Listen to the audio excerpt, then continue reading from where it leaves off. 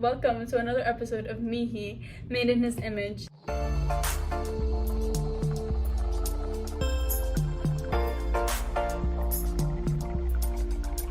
This is a journaling sesh, unintentionally. So I'm doing this Bible plan on this app called Holy Bible. I'll put it in the description. I'm pretty sure it's really well known. YouVersion, I think that's what it's called.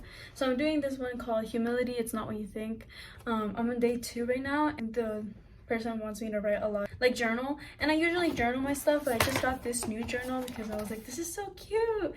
Every good and perfect gift is from above, James 1:17, and I love it. It's so cute. It was like a Ross, I think, and it's beautiful. I love it so much, but I've never used it. I used it yesterday for the first time with the first day of this Bible study, and I was like, okay, it's fine, I have to try to like use it. I don't really have like a cute way of making everything yet. Like, it's not cute. I know there's a lot of people who know how to like make to take notes like in a really cutesy way, like use so many colors and stuff. I can't do that. I write a lot. There's a thunderstorm outside. So anyways, yesterday the main chapter that I read was Philippians 2, and I think that so with the devotional from day 2, what I got from this devotional, if you want to go to it right now, or like open it up, watch this on like a computer or something, and then you can have like the app open. Unless you want to do it by yourself, do it by yourself. I think it's like going really well. I'm in day 2. Hopefully I can keep going with these. But for today, what I got from the devotional was that it's that I 100% agree that humility is like, there's so much people who think that being humble means that you have to put your own self down, and that's not what it is. You don't have to put yourself down in order to be humble for everything. Like, you just can't be like, oh no, I'm this, I'm terrible, I'm ugly, I'm unproductive. You can't put yourself down so that you can humble yourself. Like, that's just not the way God wants you to do it. God doesn't want you to think less of yourself. She pointed out this quote from this pastor slash author named Rick Warren that said, humility is not thinking less of yourself, it's actually thinking of yourself less. So it's like, you're not putting yourself as like the main priority in your life. You're making sure that others feel valued as well, and the things that benefit you. Obviously you have to do, your job and study or whatever you're doing, but there's time that you set aside for yourself. Hi, sorry, I'm editing this thing right now, that's why I'm not wearing the same clothes, but I just wanted to insert some things that didn't make sense. So you do need to set time for yourself, because your mental health and everything for yourself is important, but you need to also set aside some, it's not even setting aside time, it's like voluntarily putting in effort in random moments of your day to be able to make sure that other people feel valued by you. And one example is the one I'm about to say. You can go give your mom a hug, make sure or whatever affection she wants, just so that other people feel loved by you, feel valued by you, and you have to actively know how to show it. So that's kind of one of the first things. It's 3 questions that we're going to journal right now. I'm just going to like tell you what you have to journal about. So get the journal right now, or take out your notes, whatever you want.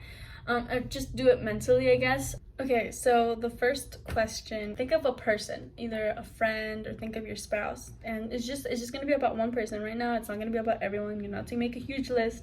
Think about one person right now and keep them in your mind. I have somebody. Okay, and then what you're gonna do is you're going to write down or think about your top 3 favorite attributes about this person.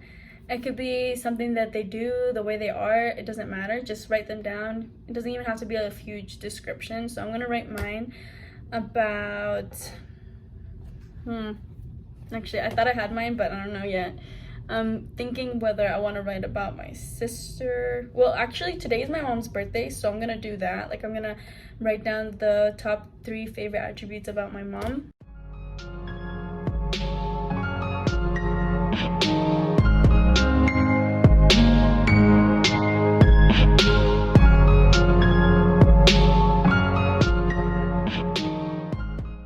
Okay, so I wrote the 3 things about my mom. I wrote kind of a description of everything, but Basically, the three things that I love about that my three favorite attributes of her is her empathy, her wisdom on a lot of stuff. You know, she's really young, but she's very wise. And the third and final thing is that she's always pursuing or trying to make herself better in a way. Like she's always trying to work on herself to be a better person. So the second question that we have to journal about is, coincidentally, I didn't read the other question. So it's kind of says, parents have so much influence in us growing up. What are three things that your parents did that you want to copy in your own parenting or guardian, parent or guardian? And if you do not have any good qualities about your parents, like you absolutely don't, like you had a very bad childhood, what is some parenting techniques that other people you love have done with their kids, if you didn't experience anything with your parents or guardians, that you want to copy? So talk about like a specific person or something like that. You guys can pause it. I'm not gonna record if time lapse for this one. Okay, you paused it. Awesome. I already finished writing my three things. In the comments, tell me, answer these questions if you want. I really want to read what you guys have written about these things if you want to share it. For me, when I was really young, I do remember her encouraging us to pray at night. As we got older and we had our own rooms and stuff, we had to like do that on our own. Honestly, having had that at like a literally really young age, it kind of just stuck with me, and I would pray at night sometimes. Obviously I would fall from time to time now that I'm older, but I did remember having that installed in me. I want to be able to install that habit into my kids as well, and try to maybe work on it a little bit more, like make sure we all pray together as a family every night or something like that before we go to bed, so that it can be even more installed as they grow older. So obviously all of these techniques I kind of would work a little bit more on. The other one is basically when I would get in trouble, she would kind of explain why I'm in trouble, why I did it wrong, and kind of like, and you know, punish me and whatever. But that's kind of what I want to do. I want to make sure that the child doesn't think I'm just hitting them for no reason. I want them to understand why they're getting punished, why they're in trouble, make sure that they understand that they did something wrong. I know it's really hard for like toddlers sometimes because they're very in that me phase. They're not very like other people, you know. So I don't know, that's just another thing. And the third thing is to always be affectionate. I know a lot of people didn't grow up having like to hug before, but my mom would always hug us before we went to sleep. We always give each other kisses, we always say goodnight. And anytime we see each other, like someone comes home, we go greet them. Like I want that to be in my family as well. I want it to be very I guess it's like very affectionate, you know, very outward affections that I want us to be able to show each other. Obviously, that's not everyone, that's just me. These are my things. Because I have a cousin who doesn't like giving hugs or having hugs. I don't know, it's weird. And to her, us being so affectionate is weird. So obviously, things work for different people, and that's just something I want to continue with my family. I don't know about you guys. So the third question, I haven't looked at it, so I'm gonna look at it now. Okay, so the third and final question we're gonna journal about and answer or think about, have a mental whatever, is, who do you admire most where you work? So I don't have a job right now. What I am in is in school. I'm in school right now. I'm in college. Other people might be working. Other people might just be in school too. Some people might not even be in either one of those. So if you want to focus on someone at your church, it's just anyone you admire in either work, school, or your church service. I'm sure you know somebody in either one of those things that you admire. Whoever it is, right? How has their work, worship, school, ethics, whatever, influenced you or helped you succeed personally? So how has what they've done in this place helped you as a person succeed in that workspace, school space, church space? You can even do all three, because some people do work, some people are in school, and some people also go to, I hope you go to church. I know that there's like the pandemic going on, but the Bible talks a lot about how congregation with other people who are also Christian is very important to form this community. Like it just is. It's just being on YouTube is not the same as being in that same airspace. Even if it's like a Zoom meeting, like you have other people that you can visibly see. It's just something where you can feel connected. But anyways, that's not what I'm going to talk about right now. Okay, so I admire in my school one of my professors. I just love how passionate he is with his career, and he had like a whole bunch of different careers, but all revolving criminal justice, which is what I'm majoring in. And it's just his passion for it is just the same like as when I talk to my uncle. Like their passion for criminal justice is just amazing to me, and it just inspires me because I love hearing it. And it just intrigues me more, and I'm like, I really want to do this. Can I just graduate already and like experience all these things that you already experienced, you know? It's very very beautiful. Anyways, so those are the 3 questions that we had to journal about.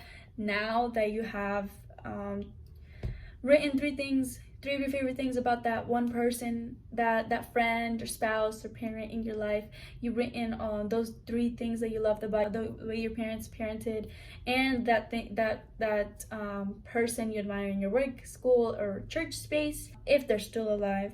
Because I know that some people's parents aren't alive, some people's old friends are not alive. I understand that. So if they're still alive, reach out to them. Send them a text message, an email. Just be like, hey, I was thinking about you today. I really admire this, and that. I just want to let you know everything, whatever you want to say, however you want to say it. I'm definitely going to reach out to my mom. Her birthday is today, so I kind of already told her that I have a lot to learn from her. But I have not told her the things about her parenting, so I do want to reach out to her. I'm gonna finish this off with one of the verses that kind of talk about humility. Okay, so Proverbs 11 talks a lot about if you're humble and if you're not humble, and it's like a comparison between both of them. But I'm only gonna read to you one of the verses, and that's gonna be 11:25. I'm also reading this off the New World Translation of Holy Scriptures. So Proverbs 11:25 says the following: the generous soul will hold on. The generous soul will itself be made fat, and the one freely watering others will himself also be freely watered. Okay, I'm actually kind of confused about this, so I'm gonna look at another translation. Okay, so the NIV version says, a generous person will prosper, and whoever refreshes will be refreshed. Something like that. I'm not reading it off. But, so that makes so much sense. I don't know why I didn't understand this. If you understood it, amazing. I didn't understand it at first. I was like, a generous soul will make itself fat. But I get what it means now. I think that's beautiful, you know? It's kind of like karma. It's not, like, obviously, you know, it's something different, but we understand the concept of karma, that if you do something bad to somebody, that bad thing is going to come right back at you. And if you do something good for somebody, that same good is going to come back at you. Treat others the way you want to be treated. It's just kind of like, it's a cycle. Every like, this whole thing is a cycle. Not a cycle. It's a cycle, and it's a beautiful cycle if you do it the good way and not the bad way. And I don't know, I think that's really beautiful. Even though I didn't really learn a lot today, I feel good that I've written about other people. I don't know how you feel, but I feel good in a way. Even though you're when you're doing things for yourself, you feel good for yourself, but you know, you actually feel good when you do things for other people too. That's why a lot of people volunteer. That's why a lot of people go out and go to the third world countries and just help out, because it makes them feel good that they're doing something good for someone else. Yeah, that's it. I hope that this was a good experience for you. I did like journaling with you guys. I did enjoy that. So I might journal again tomorrow. I might do some journaling with the 3rd day of the Bible study. I'm gonna link the description down below with the Bible study that I'm doing right now. Because I mean, I'm on day 2, but it's been pretty good. I've like, it's kind of been a refresher on humility. I guess, you know, sometimes after some time passes, you kind of forget how to be humble from time to time. I feel like I have forgotten how to be humble and think about others, I guess. I don't really know. I don't think it's like an excessive amount, but I think it's good to learn how to not exalt yourself, you know. In the, I'm just gonna tell you real quick, but in yesterday, I think it was beautiful because it kind of talked about Jesus and how, you know, who he is, which is basically God in human form. He maintained his humility, his humbleness. He was humble the entire time. And it kind of like made it seem in the verses that I read, Philippians 2, that's where I read it. So if you want to read Philippians 2, go ahead, read Philippians 2. It's a nice passage. It's a nice scripture. Clearly, Jesus is superior than the humans he was walking among. But the way that he actually maintained his humbleness around them is that he maintained this mentality that these people are superior to him in a way. Like he wanted to serve them, basically. You know, he was there to serve them, not them to serve him. I hope I'm making sense, because it makes sense to me. So he never made himself feel better than other people. He never made other people feel inferior or small. He taught the truth as he had to. Obviously people got mad about it, but he never made people feel like, oh, I'm better than you. But other people obviously got that drift from him sometimes, because they already felt they were better than the rest of society, and then there comes this person who's like kind of contradicting everything that they've been telling everyone. Anyways, it's a whole different thing. I am so sorry. I hope I'm not confusing you. But yeah, anyways, this was fun. Thank you for accompanying me during this journaling session today. I hope you continue to journal, get a journal, I don't know, and find your own technique. Like it just ends up being colorful. Like I just colored the questions and stuff, and I don't know, it does not look as cute as the other people, but I just cannot do it like them. Like it's just, this is how I like it. This is organized. Other people just have like, oh, anyways, okay, I'm sorry. Thank you for watching this video off of M.I.H.I, made in his image. I hope you enjoyed it. Please come back for another video. If you don't want to, that's fine. I mean, if you watched this far, I might as well subscribe to this channel, because this is basically the content that will be on it. It's a lot of faith-based content, and I'm very excited for this channel because honestly, it's making me look for God more, and I hope that it attracts you to God even more than you're already attracted to him. All right, that's it. Have a nice day. God bless you all.